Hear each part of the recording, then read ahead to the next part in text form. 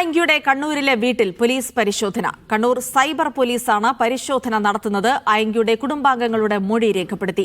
നാളെ അർജുൻ അയ്യങ്കിയെ കോടതിയിൽ ഹാജരാക്കും. മുഹമ്മദ് സൈഫുള്ള വിവരങ്ങൾ നൽകും. സൈഫുള്ള, ഇപ്പോൾ കണ്ണൂരിലെ വീട്ടിലടക്കം പോലീസ് പരിശോധന നടത്തുന്നുണ്ട്. കൂടുതൽ തെളിവുകൾ കണ്ടെടുക്കാനുള്ള ശ്രമമാണോ? ഒപ്പം കേസുമായി ബന്ധപ്പെട്ട കാര്യങ്ങൾ എങ്ങനെ പോകുന്നു?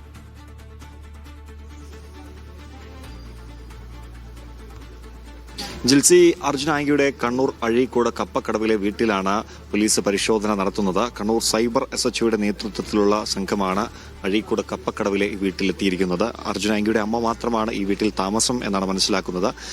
അർജുൻ അയ്യങ്കി ഒളിവിൽ കഴിഞ്ഞ സമയത്ത് ഇവിടെ ഉണ്ടോ എന്നും പോലീസ് പരിശോധിക്കുന്നുണ്ട്.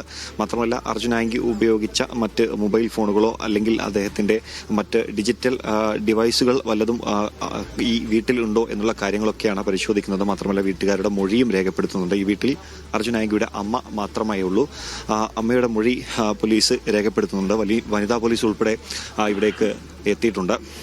കഴിഞ്ഞ ദിവസം അർജുൻ അയ്യങ്കി കണ്ണൂരിലെത്തിയപ്പോൾ 5-ാം തീയതിയാണ് ഒളിവിലുള്ള അർജുൻ അയ്യങ്കി കണ്ണൂരിലേക്ക് വരുന്നത്. അതിൽ ആദ്യം പോയത് പനങ്കാവിലെ വീട്ടിലാണെങ്കിലും അവിടെ കാർ ഉപേക്ഷിച്ചതിന് ശേഷം അഴീക്കോട് കപ്പക്കടവിൽ വന്നിട്ടുണ്ടായിരുന്നു. പക്ഷേ ഈ വീട്ടിലേക്ക് എത്തിയില്ല എന്നാണ് പോലീസ് പ്രാഥമികമായി മനസ്സിലാക്കുന്നത്. പക്ഷേ ആ കാര്യത്തിൽ വ്യക്തത വരുത്താൻ വേണ്ടിയുണ്ട്. അതുകൊണ്ടാണ് സൈബർ SHOയുടെ നേതൃത്വത്തിൽ ഇവിടെ കപ്പക്കടവിലെ അർജുൻ അയ്യങ്കിയുടെ വീട്ടിൽ എത്തിയിരിക്കുന്നത്. ഏതാണ്ട് അരമണിക്കൂറായി മൊഴിയെടുപ്പ് തുടർന്നുകൊണ്ടിരിക്കുകയാണ്.